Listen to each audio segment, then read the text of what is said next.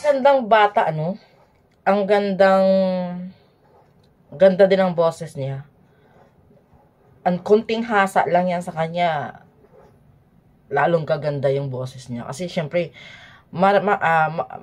maririnig mo na yung isang tao na may talento talaga sa pagkanta. Itong batang to, anak ni Idol Mercy Sunut. Grabe, no? Total package ng batang to. Syempre, saan pa magmana? Syempre sa kanyang ina. Ito lang ang pwede makapagpalit kay Idol Mercy. Siyempre, si Idol Mercy is Idol Mercy yun.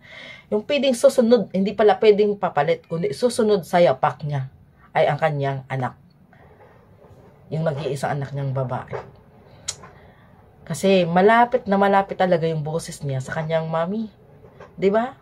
Siyempre, nakakamiss talaga, no?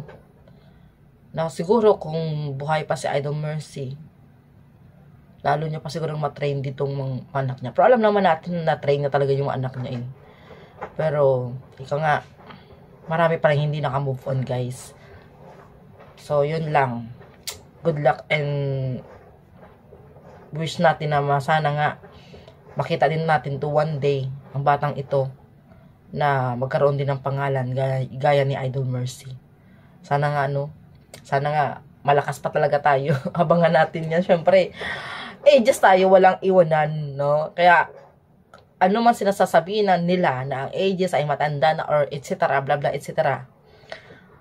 Para sa atin, tuloy pa rin ang ating suporta. Lalong-lalo na ngayon na kailangan pa more nila ang support natin. At kahit hindi man sila manghihingi ng support, alam natin na marami nagmamahal talaga sa ages icon yan, guys, eh.